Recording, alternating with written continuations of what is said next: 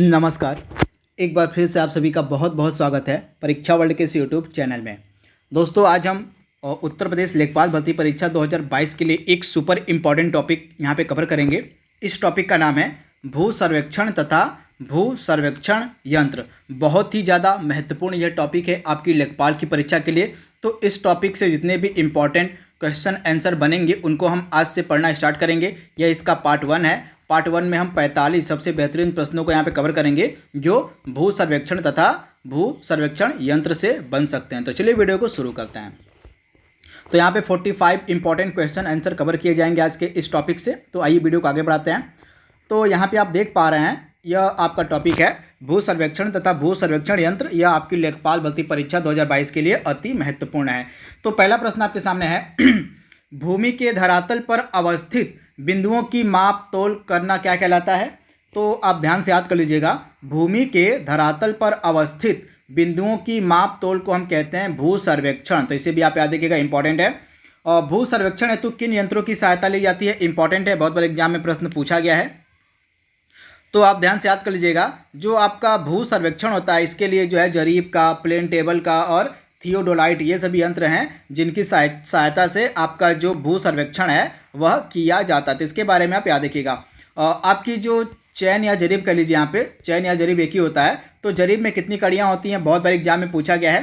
तो आपकी जो जरीब होती है, जरीब में टोटल 100 कड़ियाँ होती हैं। तो इसके बारे में आपको याद रखना है, जो आपकी जरीब होती है, जरीब में टोटल 100 कड़ियाँ होती हैं। जरीब कितने प्रकार की होती है, तो गंटर जरीब होगा, गंटर इस प्रकार से लिखाएगा आपका, गंटर जरीब, शाहजहानी जरीब और मीट्रिक जरीब, ये सभी प्रकार हैं आपके। और जरीब के इसके बारे में आपको याद रखना है, गंटर जरीब, शाहजहानी और मीट्रिक, ये 3 इंपॉर्टेंट प्रकार हैं जो हमेशा प्रचलन में रहते हैं जरीब के। इसके बारे में आपको याद रखना है।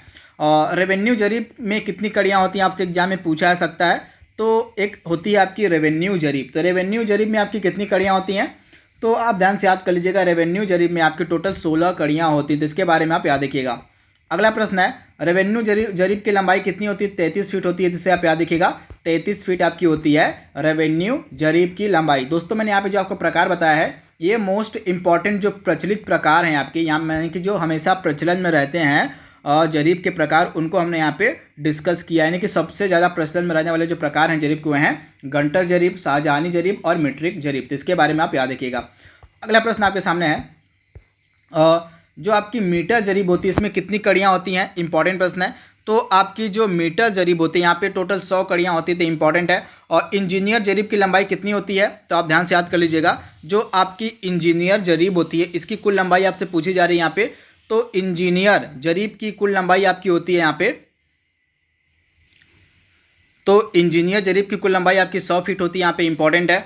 इंजीनियर जरीब में कितनी कड़ियाँ होती हैं, तो 100 कड़ियाँ होती हैं, इंपॉर्टेंट है। गुनिया का प्रयोग किस लिए होता है, तो आपका जो गुनिया होता है इसका प्रयोग लंब डालने के लिए किया जाता है, इंपॉर्टेंट है। गुनिया का जो प्रयोग है यह लंब डालने के लिए किया जाता है। साउल का प्रयोग क्यों किया जाता है, तो ढालू भूमियों को नापने के लिए जो है आपका साउल का जो प्रयोग है वह किया जाता है। गट्ठा किसका बना होता है, तो आपका जो गट्ठा होता है वह बांस का बना होता है। किसका, तो गट्ठा जो आपका होता है वह बांस का बना होता है। तो इंपॉर्टेंट प्रश्न आप इसे नोट डाउन कर लीजिएगा, जो आपका गट्ठा होता है वह बांस का बना होता है। इंपॉर्टेंट प्रश्न है, डेफिनेटली आपसे एग्जाम में यह प्रश्न पूछा जा सकता है। इसके बाद अगला प्रश्न है गट्ठे का प्रयोग होता है किस लिए, तो छोटी लंबाई के मापन के लिए जो आपका गट्ठा है उसका प्रयोग किया जाता है। छोटी लंबाई के मापन के लिए गट्ठे का प्रयोग किया जाता है। चकबंदी आयुक्त क्या होता है, तो चकबंदी आयुक्त चकबंदी विभाग का प्रमुख होता है, इंपॉर्टेंट है। चकबंदी की प्रक्रिया एक कल्याणकारी योजना किसकी, तो राज्य सरकार की एक कल्याणकारी योजना मानी जाती है आपकी चकबंदी की प्रक्रिया। तो इसके बारे में आप याद रखिएगा। अगला प्रश्न आपके सामने है और कैडेस्ट्रोल सर्वेक्षण में भूमापन किसके द्वारा किया जाता है, तो आप ध्यान से याद कर लीजिएगा, जो आपका कैडेस्ट्रोल सर्वेक्षण होता है इसमें जो आपका भूमापन है वह जरीब के जरिए किया जाता है। किसके द्वारा, तो गंटर जरीब के जरिए। जो आपकी गंटर जरीब होती है, गंटर जरीब के जरिए जो है आपका कैडेस्ट्रोल सर्वेक्षण में जो मापन है वह किया जाता है। तो इसके बारे में आपको याद रखना है, भूलना नहीं है। गंटरी जरीब की कुल लंबाई कितनी होती है, इंपॉर्टेंट है। तो आपकी जो गंटरी जरीब होती है इसकी कुल लंबाई होती है 132 फीट, 132 फीट लंबी आपकी होती है गंटरी जरीब। तो इसके बारे में आप याद रखिएगा। 1 बीघा में कितने गज होते हैं, इंपॉर्टेंट है। तो आपका जो 1 बीघा होता है, 1 बीघे में आपका 3025 गज होता है। तो इसके बारे में आपको याद रखना है, 3025 गज होता है वो 1 बीघे में होता है, इंपॉर्टेंट है। 1 गज इलाही कितने के बराबर होता है? तो आपका 1 गज इलाही 33 इंच के बराबर होता है, तो इंपॉर्टेंट है। और जोत चकबंदी अधिनियम उत्तर प्रदेश में कब बनाया गया था? तो 1953 में जो है उत्तर प्रदेश में जोत चकबंदी अधिनियम बनाया गया था। तो इसके बारे में आप याद रखिएगा, 1953 में। लेखपाल होता है गांव स्तर का सरकारी कर्मचारी होता है लेखपाल, आपका इंपॉर्टेंट है। इसके बाद अगला प्रश्न आपके सामने है, गट्ठा क्या होता है? तो जरीब के कुल नाप के समय 10वें अंश के बराबर, यानी कि जो गट्ठा आपका होता है, जो आपका गट्ठा होता है वो जरीब के कुल नाप के 10वें अंश के बराबर होता है। तो आप इसे याद कर लीजिएगा, इंपॉर्टेंट है। यहाँ पे समय को आप काट दीजिएगा, समय यहाँ पे नहीं होगा। जरीब के कुल नाप के 10वें हिस्से के बराबर, 10वें अंश के बराबर होता है आपका गट्ठा। और जरीब में छल्ला प्रयुक्त होता है किसके लिए? तो जरीब की लंबाई को घटाने बढ़ाने के लिए जो जरीब में छल्ला होता है उसका इस्तेमाल किया जाता है। तो इसके बारे में आपको याद रखना है, भूलना नहीं है।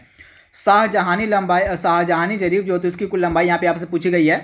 तो शाहजहानी जरीब की कुल लंबाई आपकी होती है 165 फीट। तो आप इसे याद रखिएगा, टोटल 165 फीट आप कुल लंबाई आपकी होती है शाहजहानी जरीब की। और शाहजहानी जरीब में टोटल 200 कड़ियाँ होती हैं। तो इसके बारे में भी आप याद रखिएगा, जो आपकी शाहजहानी जरीब होती है इसमें टोटल 200 कड़ियाँ होती हैं। तो इसके बारे में भी आपको याद रखना है, भूलना नहीं है। अगला प्रश्न आपके सामने है, और थाक वास्तु सर्वेक्षण में भूमापन किया जाता है किसके जरिए?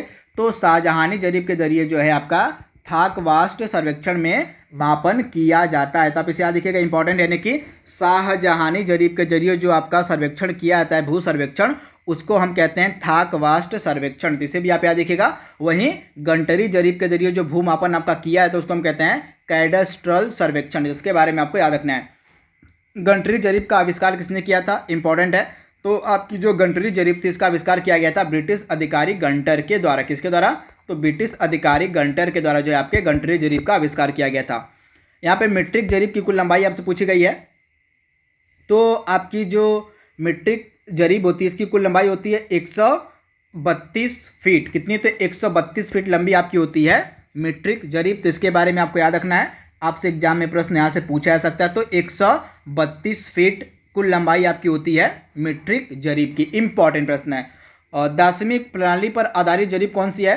तो दार्शनिक सिस्टम पर आधारित आपकी जो जरीब होती है उसको हम कहते हैं मीट्रिक जरीब, यानी कि मीट्रिक जरीब को हम दार्शनिक जरीब के नाम से भी जानते हैं। तो इसे यह प्रश्न आपसे पूछा जा सकता है। तो आपकी जो मीट्रिक जरीब होती है उसको हम दार्शनिक जरीब के नाम से भी जानते हैं। तो इसके बारे में आप याद रखिएगा।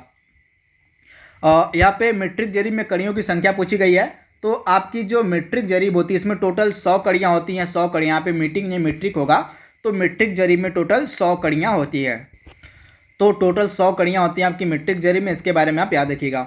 और नाप के लिए प्रयुक्त होने वाली इलाही गज कितने के बराबर होता है? तो आपका जो इलाही गज होता है यह 41 अंगुल की नाप के बराबर होता है। आप याद कर लीजिएगा, जो आपका इलाही गज होता है यह 41 अंगुल के नाप के बराबर होता है। तो इसके बारे में आपको याद रखना है, इंपॉर्टेंट प्रश्न आपसे एग्जाम में पूछा जा सकता है। यानी कि आपका जो आपका इलाही गज होता है वह 41 अंगुल के बराबर होता है। तो इंपॉर्टेंट प्रश्न है, आपसे एग्जाम में प्रश्न यहाँ से पूछा जा सकता है। वहीं आपका 1 गज इलाही कितने के बराबर होता है, ये भी प्रश्न आपसे पूछा जा सकता है। तो आपका जो 1 गज इलाही होता है वह 33 इंच के बराबर होता है। 33 इंच के बराबर होता है आपका 1 गज इलाही। तो इसके बारे में आपको याद रखना है।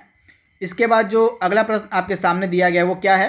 भारत में मानचित्र का पहली बार प्रकाशन कब हुआ था? तो भारत में मानचित्र का पहली बार प्रकाशन हुआ था 1772 ईस्वी में। इंपॉर्टेंट है, आपसे एग्जाम में प्रश्न यहाँ से पूछा जा सकता है। अगला प्रश्न आपके सामने है, देश में प्रथम मानचित्र किसने तैयार किया था? तो देश में जो प्रथम मानचित्र था यह तैयार किया गया था जनरल रेनेल के द्वारा। इंपॉर्टेंट है। वर्तमान में उपलब्ध मानचित्र का मुद्रण सर्वप्रथम कब हुआ था? तो वर्तमान में जो उपलब्ध हमारे पास मानचित्र है उसका मुद्रण सर्वप्रथम बार हुआ था 1870 में। इंपॉर्टेंट प्रश्न है। और इस्तमरारी व्यवस्था जिसको हम अस्थायी बंदोबस्त के नाम से जानते हैं, इसको उत्तर प्रदेश के बनारस में कब लागू किया गया था? तो 1795 के रेगुलेशन 6 के द्वारा जो है आपका बनारस में अस्थायी बंदोबस्त लागू किया गया था। तो आप इसे याद रखिएगा। अस्थायी बंदोबस्त को हम जमींदारी प्रथा, जमींदारी बंदोबस्त के नाम से भी जानते हैं। और इसको शुरू किया गया था लॉर्ड कॉर्नवालिस के द्वारा 1793 ईस्वी में। और दाखिल खारिज की जाती है कहाँ पर? तो दाखिल खारिज जो होती है ये आपकी जब भूमि के कब्जे या स्वामित्व के में परिवर्तन होता है तो उसी समय आपकी दाखिल खारिज की जाती है। तो आप इसे याद रखिएगा, जब भूमि के कब्जे या स्वामित्व में परिवर्तन होता है तो उसी समय आपकी दाखिल खारिज की जाती है। भारत में कृषि कार्य होता है कब से कब तक? तो आप भारत में जो कृषि कार्य होता है, कृषि वर्ष यहाँ पे होगा, कृषि वर्ष यहाँ पे होगा। तो भारत में जो कृषि वर्ष है वह 1 जुलाई से लेकर 30 जून के मध्य होता है। तो आप इसे याद कर लीजिएगा, 1 जुलाई से लेकर 30 जून के मध्य आपका होता है भारत में कृषि वर्ष। तो डेफिनेटली आपसे एग्जाम में प्रश्न पूछा जा सकता है। और अभिलेख में शामिल क्या होते हैं? तो अधिकार अभिलेख यहाँ पे है। तो आपका जो अधिकार अभिलेख, यहाँ पे अभिलेख से पहले अधिकार होगा, तो आपका जो अधिकार अभिलेख होता है इसमें शामिल होता है खसरा और खतौनी। ये दो जो इंपॉर्टेंट अभिलेख हैं ये माने जाते हैं कृषि के। तो ये सभी आपके अधिकार अभिलेख होते हैं, खसरा और खतौनी। अमीन का मुख्य कार्य क्या होता है? भू राजस्व की वसूली करना अमीन का मुख्य कार्य होता है। तो इसके बारे में आप याद रखिएगा। अगला इंपॉर्टेंट प्रश्न आपके सामने है, और फसली वर्ष किसको कहते हैं? तो कृषि वर्ष को हम फसली वर्ष के नाम से भी जानते हैं, आप ध्यान से याद कर लीजिएगा। कृषि वर्ष को फसली वर्ष भी कहा जाता है। विवादों को पंच निर्णय को देना, यानी कि जितने भी विवाद हैं उनको पंच निर्णय को निर्देशित करने का अधिकार किसको है? तो प्रत्येक राजस्व न्यायालय को जो है निर्देशित करने का अधिकार है। तो आप इसे याद रखिएगा। इसके बाद विवादों को पंच निर्णय को निर्देशित करने का अधिकार किसे नहीं है? तो तहसीलदार को यह अधिकार नहीं दिया गया है पंच निर्णय को निर्देशित करने का। तो आप इसे याद रखिएगा। मालगुजारी आपका क्या होता है? तो मालगुजारी यह एक प्रकार का टैक्स होता है जो भूमि पर उसकी उपज पर लगाया जाता है। आप इसे याद रखिएगा, यह एक प्रकार का टैक्स होता है जो भूमि पर उसकी उपज पर लगाया जाता है। भू राजस्व क्या होता है? तो सरकार द्वारा लगाया जाने वाला कर एक प्रकार का होता है आपका भू राजस्व। लगान क्या है? तो यह एक प्रकार का संविदा की वस्तु है, यानी कि एक प्रकार का कॉन्ट्रैक्ट है जो जिसे पक्षकारों के करार से परिवर्तित किया जा सकता है। तो आप इसे याद रखिएगा, इंपॉर्टेंट है। और आज का लास्ट प्रश्न आपके सामने है, पंचायत समिति द्वारा निर्धारित निर्णय का क्रियान्वयन कौन करता है? तो खंड विकास अधिकारी जो होता है यह पंचायत समिति के द्वारा निर्धारित निर्णय का क्रियान्वयन करता है। तो इसके बारे में आप याद रखिएगा, खंड विकास अधिकारी। तो दोस्तों यहाँ पे टोटल हमने 45 प्रश्नों को डिस्कस किया है भू सर्वेक्षण तथा भू सर्वेक्षण यंत्र से जुड़े। आई होप यह सीरीज आपको पसंद आएगी। तो आज के लिए बस इतना ही। Thank you, thanks for watching, thank you.